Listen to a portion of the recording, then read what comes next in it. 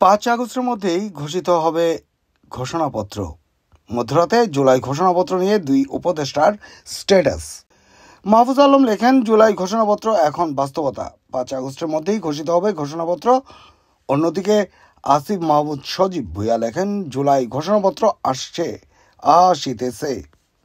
শুক্রবার 1 আগস্ট রাতে উপদেষ্টা মাহফুজ আলম নিজের ভেরিফাইড ফেসবুক আইডিতে লেখেন, জুলাই ঘোষণাপত্র এখন বাস্তবতা। 5 আগস্টের মধ্যেই ঘোষিত হবে ঘোষণাপত্র ইস্যুকে গণ আকাঙ্ক্ষায় বাঁচিয়ে রেখে এটা বাস্তবায়নের পথ সুগম করার জন্য সবাইকে ধন্যবাদ। অন্যদিকে উপদেষ্টা আসিফ মাহমুদ সজীব ভুঁইয়া নিজের ফেসবুক আইডিতে লেখেন, জুলাই ঘোষণাপত্র আসছে। এদিকে বিভিন্ন রাজনৈতিক দল ও জোটের সঙ্গে সংলাপে অন্তর্বর্তীকালীন সরকার ইতিমধ্যে জুলাই জাতীয় সনদ 2025 ঘোষণাপত্রের খসড়া চূড়ান্ত করেছে। জাতীয় ঐকমত্য কমিশন মতামত জানাতে এই খসড়ার একটি কপি বিএনপি, জামায়াত ইসলামী এবং জাতীয় নাগরিক পার্টিকে পাঠানো হয়েছে।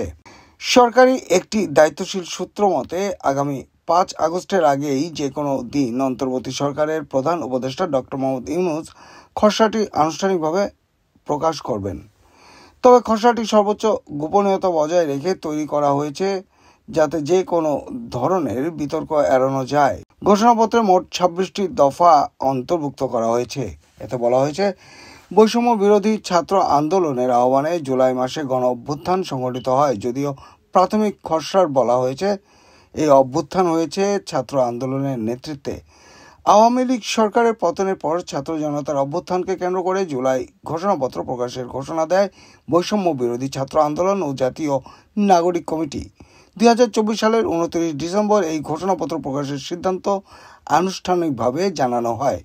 এরপর বছরের শেষের দিন 31 ডিসেম্বর ঘোষণাপত্র প্রকাশের কর্মসূচি ঘোষণা করা হয়। প্রাথমিকভাবে সরকার ঘোষণাপত্র তৈরির সাথে সরাসরি জড়িত ছিল না, তবে পরবর্তীতে সরকারের পক্ষ থেকে এই উদ্যোগ নেওয়ার কথা জানানো হয়।